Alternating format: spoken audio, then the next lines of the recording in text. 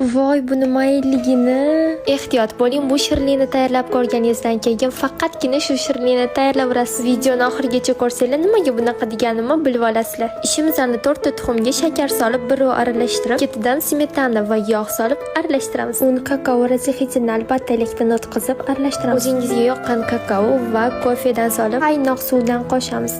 Sodosidan kofeli massamizni solib aralashtiramiz va teng 3 bo'laklarga bo'lib olamiz. 180 gradus qizib turgan duxovkada 15 minutda pishirib olamiz. Krem uchun xona haroratida turgan sariyog'isidan kakao va quyultirilgan sut solib aralashtirsak bo'ldi. Kremlarimiz tayyor. Sovigan biskvitimizning ustidan biskvit krem qilib 3 qavatli mazali tortimizni yig'ib chiqamiz. Kamida 1 soatga xona haroratida qoldiramiz. Manda bo'lsa bir kecha xona haroratida turdi. Ularni xohishga ko'ra bezatsanglar bo'ladi, bezatmasanglar ham shundoq ham chiroyli chiqadi. Endi bo'lsa videoga like bosib, bunaqa zo'r retseptni tezda yaqin tanishingiz videoni jo'natib qo'ying. Rahmat, tagida qolib ketasizlar. Taylaganingizda menga rasmga olib tashinglar, albatta o'qiyman.